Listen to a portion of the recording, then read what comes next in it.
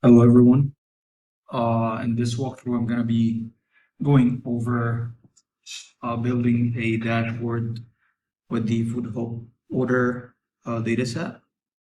So let's get started. A quick walkthrough for Busy. This is a newly AI created dashboard tool, and you could create story modes. You could create a dashboard or any chart, and you could export that to Excel or HTML or interactive HTML as well. So let's just get started and we can go through all these pictures along the way. So first of all, you just upload the CSV or Excel. This is the FoodHub order. So what we have here, we have the order ID, customer ID, restaurant name, cuisine type, also the order, day of the week, rating, food preparation time, and delivery time. This is all what we have here. On the left, you can see there's a color theme that you could pick from. I'd like to go with the neon light. So let's just build a few KPI cards along with a pivot table and maybe some bubbles and funnel. Okay. Let's try to answer what's the average cost of the order. So let's just do this. And this is the cost of the order, and this is the average. So the average is $16.50.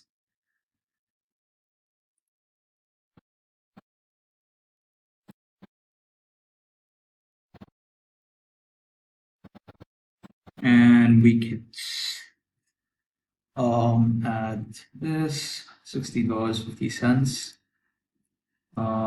Average cost of the order. Add that to the workspace. So after adding that, what we want to see to check whether our KPI card was added to the dashboard, you can just go in here and you'll see it. This is you will as have it as FoodHub order analysis.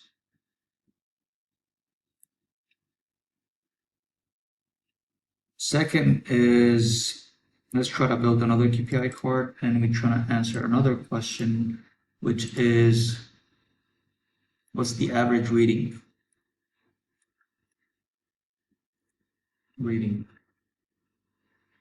Let's add that to the workspace as well. Another KPI card we could add is average food preparation time, 27 minutes. Average food preparation time in minutes. Add that to the workspace. Let's try to add one or two more questions.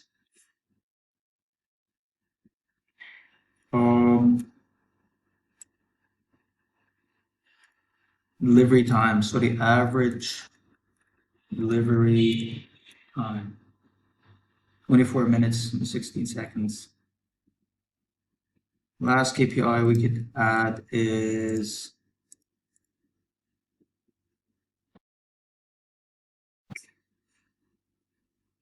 let's see order ID and we'll get the count 1.9 total orders. So that would be perfect. Let's see our dashboard. So we have the average cost of the order, average rating, average food preparation time, average delivery time, and the total orders were ordered. Next up, what we could do is let's try to add like a bar chart. And let's pick a cuisine type. And let's check the average rating.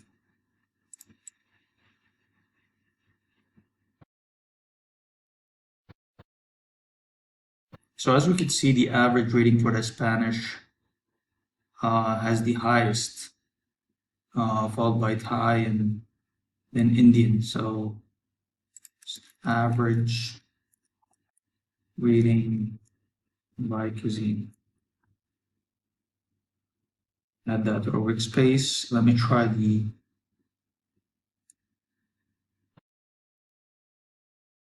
what we could do here if you want to like the edit layout, have the labels on and make it as full. So you can see.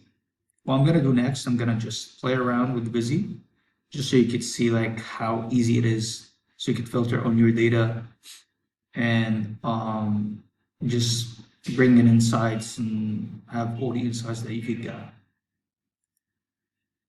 So total orders were 12.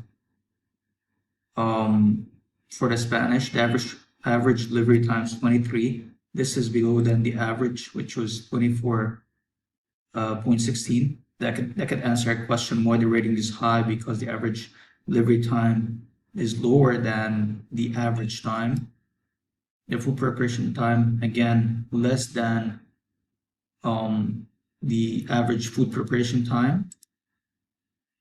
And the average cost of the order is slightly higher. So that's why we kind of like see a correlation between all these variables here with the Spanish cuisine. Let's add another one.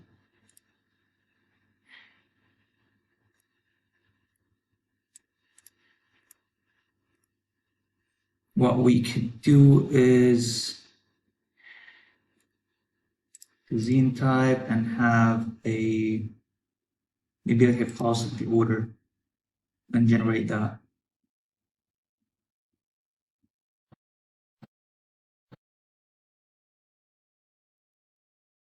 We edit that and have this full and X large.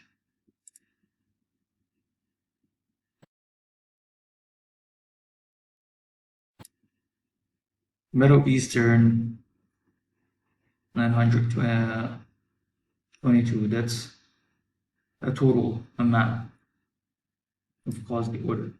You would see that the American, followed by Japanese and Chinese, um, have the highest total, because whether it's the amount or the amount of orders, like how many orders, or the amount of money. I'm assuming the Japanese kind of like ordered less than the American, but it costs more. That's why it's in the top three. And Italian, Chinese as well. They kind of like were ordered um, frequently. That's why they're in the top four categories here.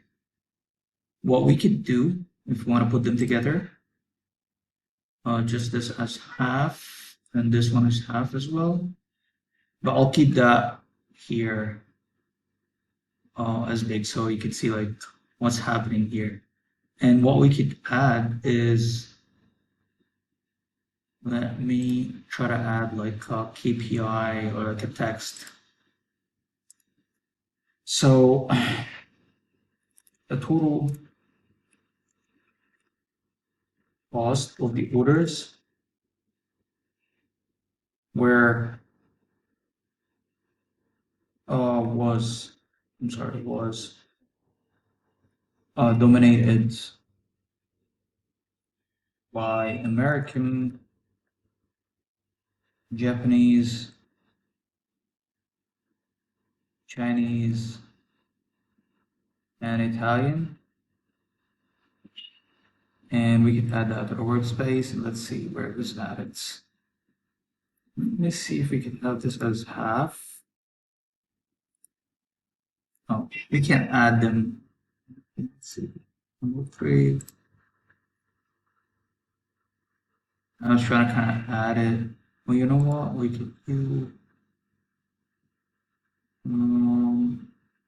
export.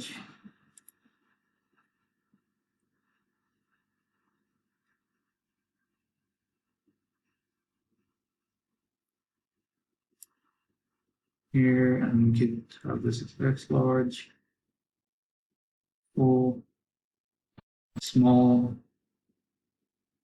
or x small as, and we could have this as half. Yeah, this is what I want to show. So the good thing about Busy, you can add text along the charts or whatever you want to tell your audience. That's a good thing. So if you shared this with someone without adding any context to the email or anything that you shared with, you could just have all the text that you want to add and just embed it along with the charts. That's the good thing about Busy, that you could add text, charts, and KPI cards in the same kind of mode. But the good thing as well, you could add or you could export this as an interactive HTML. So um, that's a good thing about Busy. It's kind of interactive when you export it to HTML. So this is kind of shared view, read only. So any filter works or any work that you could be doing won't be saved. So yeah, this is it for this analysis here. I wanted to answer a few questions using data. You could do the same as well in your work. Very easy to use. You could add texts, you could add bubble charts, you could add bar charts and KPI cards and export them as HTML or interactive HTML, and be so much easier to tell a story with this. So thank you so much for watching. I'll come back with another video.